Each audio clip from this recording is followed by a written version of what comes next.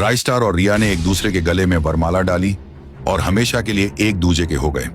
सारे रस्मों रिवाजों के बाद जब दोनों पति पत्नी बनकर अपने घर पहुंचे, राइस्टार ने मुस्कुराते हुए रिया को बड़े प्यार से उसे गले लगाना चाहा। तभी रिया ने अचानक चिढ़ते हुए राइस्टार को जोर से धक्का दिया और खुद से दूर कर दिया।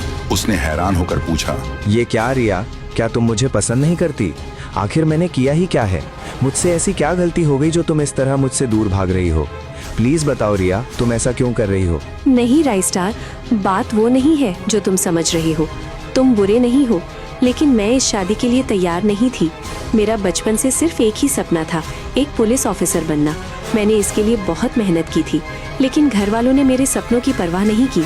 मेरी उम्र अभी सिर्फ 20 साल है और उन्होंने जबरदस्ती मेरी शादी तुमसे करवा दी। मेरा सपना अधूरा रह गया राइस्टार, इसीलिए मैं इस शादी से खुश नहीं हूँ। रिया की बातें सुनकर राइस्टार का दिल भर आया। उसे एहसास हुआ कि रिया के अंदर कितनी घुटन है। उसने भावुक होकर बोला, देखो रिया, मेरी वजह से किसी की जिंदगी और उसके अरमान मिट्टी में नहीं मिलेंगे।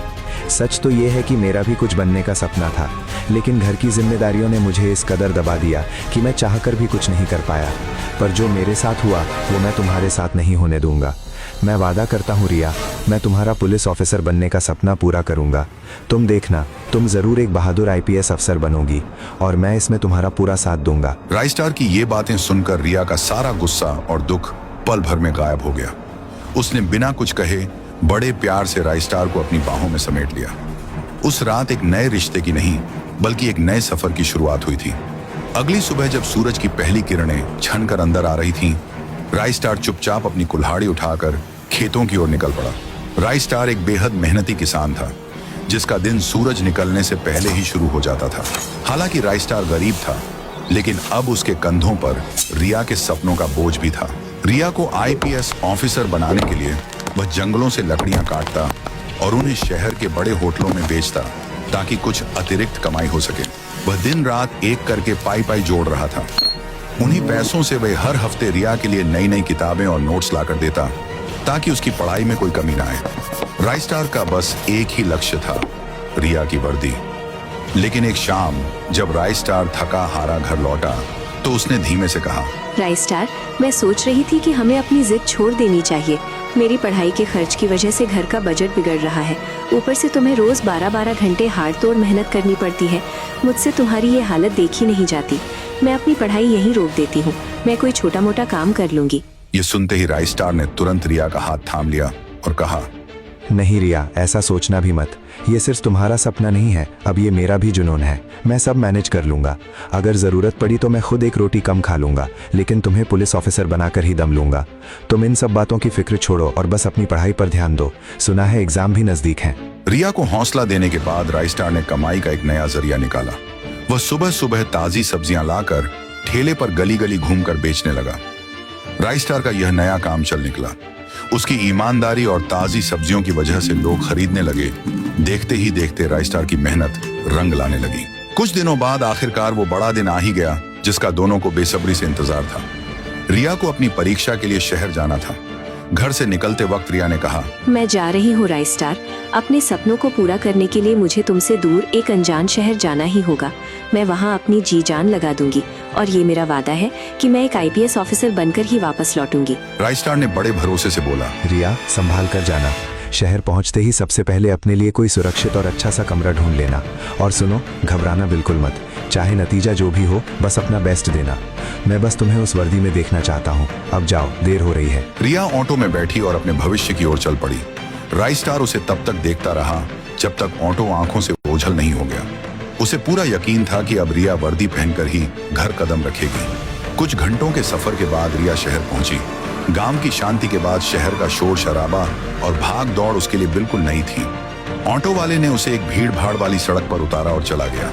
रिया वहां खड़ी होकर चारों तरफ देख रही थी। उसे कुछ समझ नहीं आ रहा था कि किधर जाना है। तभी वहां बस का इंतजार कर रहे राकेश नाम के एक लड़के की नजर रिया पर पड़ी। रिया को परेशान और सोच में डूबा देख राकेश उसके पास आया और शालीनता से पूछा, मैं काफी देर से देख रहा हूँ, आप कुछ परेशान लग रही हैं। क्या आप इस शहर में नई आई हैं? रिया ने थोड़ा हिचकिचाते हुए जवाब दिया, जी, दरअसल मैं यहाँ पहली बार आई हूँ। मेरा 3 दिन बाद UPSC का एग्जाम है। बस वहीं रुकने के लिए कोई कमरा ढूंढ रही हूँ। राकेश ने रिया को गौर से देखा। रिया सादगी में भी बहुत खूबसूरत और मासूम लग रही थी। राकेश मुस्कुराया और बोला, अरे तो आप इसके लिए इतनी फिक्र क्यों कर रही हैं? आप अगले 3 दिन मेरे घर पर रुक सकती हैं, मुझे कोई दिक्कत नहीं है। मैं अक्सर बाहर से आने वाले स्टूडेंट्स की मदद करता रहता हूँ। आजकल शहर में होटलों और कमरों का किराया 5-6 हज़ार से कम नहीं है। आप मेरे साथ रहेंगी तो आपके पैसे भी बचेंगे और आप आराम से पढ़ाई भी कर पाएंगी। रिया ने राकेश की तरफ देखा। राकेश दिखने में काफी स्मार्ट, सुलझा हुआ और भला लड़का लग रहा था। उसने कहा, ठीक है, मैं आपके घर रुक जाऊंगी, लेकिन मैं इसके लिए आपको पैसे दे दूंगी। राकेश ने बात मान ली और रिया का सामान उठाकर उसे अपने घर की ओर ले चला। रिया के मन में अब भी राइस्टार की बातें और अपना सपना घूम रहा था, जबकि वह एक नई और अनजान मंजिल की ओर बढ़ चुकी थी। कुछ देर बाद रिया राकेश के साथ उसके आलीशान बंगले पर पहुंची। शहर के बीचों बीच बड़ा और खूबसूरत घर था। राकेश काफी अमीर था और उसने रिया का स्वागत किसी खास मेहमान की तरह किया। उसने रिया को पढ़ाई के लिए एक कमरा दिया और ऐसी महंगी महंगी किताबें लाकर दी जिन्हें खरीदना राइस्टार के बस की बात नहीं थी। रिया उन किताबों को पाकर बेहद खुश थी। अब उस पर सिर्फ एक ही जुनून सवार था, आईपीएस ऑफिसर बनना। एक दिन पढ़ाई के बीच रिया ने मुस्कुराते हुए राकेश से कहा, तुम्हारा बहुत बहुत शुक्रिया राकेश। जब से तुम मिले हो मेरा हर काम आसान हो गया है। तुमने मुझे ये महंगी किताबें और इतना अच्छा माहौल दिया जिससे मैं और भी अच्छे से पढ़ पा रही हूँ। यह कहते हुए रिया ने भावुक होकर राकेश को गले लगा लिया। धीरे धीरे उनके बीच की नजदीकियां बढ़ने लगीं और रिश्ता गहरा होता गया। आखिरकार यूपीएसएससी एग्जाम का दिन आ ही गया। राकेश खुद रिया को सेंटर तक छोड़ने गया। वहाँ हजारों की भीड़ देखकर रिया थोड़ी नर्वस हो गई और बोली, राकेश, पता नहीं पेपर कैसा जाएगा, बहुत डर लग रहा है। बस वही आए जो मैंने पढ़ा है। राकेश ने उसका हाथ थामते हुए हौसला दिया। अरे रिया, फिक्र मत करो यार, पेपर कैसा भी हो बस ठंडे दिमाग से उसे सॉल्व करना। अब जाओ, देर हो रही है। All the best. Riya exam hall के अंदर चली गई। गेट पर खड़े ऑफिसर ने उसकी प्रोफाइल चेक की और उसे उसकी सीट तक भेज दिया। राकेश बाहर ही खड़ा होकर उसका इंतजार करने लगा। कुछ ही देर में एग्जाम शुरू हुआ। पेपर वाकई काफी कठिन था, लेकिन रिया ने अपनी पूरी मेहनत और दिमाग लगाकर हर सवाल का जवाब दिया। जब एग्जाम खत्म हुआ और बेल बजी तो रिया बाहर आई। राकेश अभी भी वहीं खड़ा था। रिया ने पास आकर लंबी सांस ली और बोली, राकेश, मैं आ गई। पेपर बहुत टफ था, सच में मेरे पसीने छूट गए। राकेश ने फिक्रमंदी से कहा, कोई बात नहीं, तुम पास हो जाओगी। चलो कहीं कॉफी पीते हैं और मूड फ्रेश करते हैं। अगले दिन गांव में बैठा राइस्टार बेचैनी से रिया को फोन लगाया, लेकिन राकेश के साथ वक्त बिता रही रिया ने राइस्टार का फोन काट दिया। उसे अब राइस्टार की मेहनत और त्याग याद नहीं थे। वह राकेश की चकाचौंध में खो चुकी थी। आखिरकार रिजल्ट का दिन आया। राइस्टार की बरसों की मेहनत और रिया का जुनून रंग लाया। रिया ने न सिर्फ एग्जाम क्लियर किया बल्कि टॉप किया था। वह अब एक आईपीएस ऑफिसर बन चुकी थी। जब यह खबर टीवी पर चली तो गांव में राइस्टार खुशी के मारे पागलों की तरह नाचने लगा। उसकी आंखों में खुशी के आंसू थे। उसे लगा जैसे उसने जिंदगी की सबसे बड़ी जंग जीत ली हो। लेकिन शहर में कहानी कुछ और ही थी। रिया सबसे पहले दौड़कर राकेश के पास पहुंची। अरे वाह, आ गई मेरी आईपीएस ऑफिसर। रिया ने खुशी से चिल्लाते हुए कहा, हाँ राकेश, मैं ऑफिसर बन गई हूँ। Love you Rakesh. और हाँ, अब मुझे एक आखिरी काम निपटाना है। मैं अपने उस गरीब पति राइस्टार के पास जाना चाहती हूँ। उससे मिलने नहीं बल्कि हमेशा के लिए रिश्ता खत्म करने। उसे तलाक देकर मैं सिर्फ तुम्हारी बनकर रहूंगी और फिर हम शादी कर लेंगे। दूसरी तरफ गांव में खुशियों का ठिकाना नहीं था। राइस्टार ने पूरी तैयारी कर रखी थी। उसने अपनी पूरी जमा पूंजी लगाकर ढोल ताशे मंगवाए थे और सुबह से ही रास्ते पर नजरें बिछाए रिया के आने का इंतजार कर रहा था। तभी दूर से धूल उड़ाती हुई पुलिस की एक सरकारी जीप आती दिखी। राइस्टार और जोर जोर से ढोल बजाने लगा। जैसे ही जीप घर के सामने रुकी, रिया पूरे रौब के साथ वर्दी में नीचे उतरी। राइस्टार की आंखों में चमक आ गई। उसने रिया के करीब आकर बड़े गर्व से बोला, वाह रिया, तुम इस वर्दी में कितनी शानदार लग रही हो। आखिर मेरा सपना सच हो गया। रिया ने उसकी तरफ देखा तक नहीं और बिना कुछ कहे सीधे घर के अंदर जाने लगी। राइस्टार थोड़ा हैरान हुआ। राइस्टार ने सबसे पहले मिठाई बड़े प्यार से रिया को खिलाने के लिए हाथ आगे बढ़ाया, लेकिन रिया ने झटके से उसका हाथ झटक दिया और रिया ने नफरत भरी आवाज में कहा, ये अपनी 2 कौड़ी की मिठाई अपने पास ही रखो। और सुनो, आज से तुम्हारा और मेरा रिश्ता खत्म। राई स्टार के पैरों तले जमीन खिसक गई और उसने कांपती हुई आवाज में पूछा, रिया, ये तुम कैसी बातें कर रही हो? इस वर्दी को हासिल करने के लिए मैंने दिन रात एक कर दिया, अपनी हड्डियां तोड़कर मेहनत की, और आज जब तुम ऑफिसर बन गई तो मेरा साथ छोड़ रही हो। क्या मैंने ये सब इसलिए किया था रिया? रिया जोर से हंसी और तंज कसते हुए बोली, मैं तुम्हें पहचानती तक नहीं हूँ।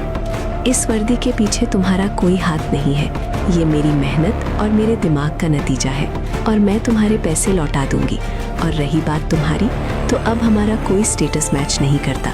मैं एक रसूखदार आईपीएस ऑफिसर हूँ और तुम एक मामूली से गरीब किसान। अगर मैं तुम्हारे साथ रही तो पूरी दुनिया मुझ पर हंसेगी। मेरा स्तर अब तुमसे बहुत ऊंचा है। मैं जा रही हूँ अपने नए पार्टनर के पास, जो मेरे काबिल है। राई स्टार के दिल के टुकड़े टुकड़े हो गए, लेकिन रिया बिना पीछे मुड़े बाहर निकली, अपनी जीप में बैठी और राई स्टार को उसकी गरीबी और अकेलेपन के साथ हमेशा के लिए धोखा देकर वहां से चली गई। राई स्टार वहीं धूल में बैठा अपनी किस्मत और रिया के दिए जख्मों को देखता रह गया। राई स्टार अपने घर के सामने दिन रात रोता रहा। उसकी बरसों की मेहनत, उसका त्याग और उसका भरोसा सब कुछ एक झटके में मिट्टी में मिल गया था। वह जमीन पर पड़ा बस यही सोचता रहा कि जिस इंसान के लिए उसने अपनी खुशियां कुर्बान कर दी, उसने ही उसे बीच रास्ते में छोड़ दिया। दूसरी तरफ अगली सुबह राकेश बड़े रौब के साथ रिया को एक पुलिस स्टेशन लेकर आया।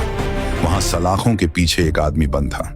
राकेश ने रिया की तरफ देखा और कुटिल मुस्कान के साथ कहा, देखो रिया, अब तुम एक पावरफुल आईपीएस ऑफिसर हो। मेरा एक छोटा सा काम करो। ये जो सलाखों के पीछे इंसान है, ये मेरा सबसे पक्का यार था, लेकिन ये एक रेप केस में फंसा हुआ है। तुम अपनी पावर का इस्तेमाल करो और इसे अभी के अभी यहाँ से छुड़वा दो। आखिर तुम मुझसे प्यार जो करती हो, इतना तो कर ही सकती हो। राकेश की बात सुनकर रिया के पैरों तले जमीन खिसक गई। उसे सारा मामला पल भर में समझ आ गया। उसकी आंखों में गुस्सा उतर आया और उसने दहाड़ते हुए कहा, तो ये था तुम्हारा असली चेहरा। अब मुझे समझ आया कि तुमने मेरी मदद क्यों की थी। तुम चाहते थे कि मैं अफसर बनकर तुम्हारे इस रेपिस्ट दोस्त को बेल दिला सकूं। तुम्हारा प्यार सिर्फ एक नाटक था राकेश। और याद रखना, मैं इतनी भी अंधी नहीं हूँ कि वर्दी पहनकर एक अपराधी का साथ दूं। अब बहुत हुआ, अपनी ये गंदी शक्ल लेकर यहाँ से दफा हो जाओ। राकेश शर्मिंदा होकर नजरें नीचे किए वहां से चुपचाप चला गया। उसे पता था कि वह एक आईपीएस ऑफिसर का कुछ नहीं बिगाड़ सकता, लेकिन इस धोखे ने रिया का दिल तोड़ दिया था। अब उसे एहसास हुआ कि उसने चमक धमक के चक्कर में किस हीरे को खो दिया है। उसे राई स्टार की वो फटी हुई कमीज, उसके हाथों के छाले और उसकी निस्वार्थ मोहब्बत याद आने लगी। एक दिन राई स्टार अपने आंगन में उदास मन से झाड़ू लगा रहा था। उसका ध्यान सिर्फ अपने काम में था। तभी उसके सामने रिया उदास मन से आई। रिया की आंखों से पश्चाताप के आंसू बह रहे थे। वह तुरंत राई स्टार के पैरों में गिर पड़ी और रोते हुए बोली, मुझे माफ कर दो राई स्टार, मुझसे बहुत बड़ी गलती हो गई। मुझे तुम्हें कभी नहीं छोड़ना चाहिए था। मैं पैसों और रुतबे के लालच में अंधी हो गई थी। आज मुझे समझ आया कि इस वर्दी के पीछे सिर्फ और सिर्फ तुम्हारी मेहनत और पसीना है। राई स्टार, क्या मुझे अपनी गलती सुधारने का एक और मौका मिल सकता है? क्या तुम मुझे माफ करोगे? उसने मुस्कुराते हुए कहा, कोई बात नहीं रिया, तुम मेरी पत्नी हो, और सबसे बड़ी बात यह है कि तुम्हें अपनी गलती का एहसास हो गया। मैं तुम्हें एक और मौका देता हूँ। आई लव यू रिया। रिया ने राई स्टार को कसकर गले लगा लिया। उस दिन के बाद से राई स्टार और रिया फिर से एक हो गए और दोनों की जिंदगी में फिर से वही पुराना सच्चा प्यार लौट आया।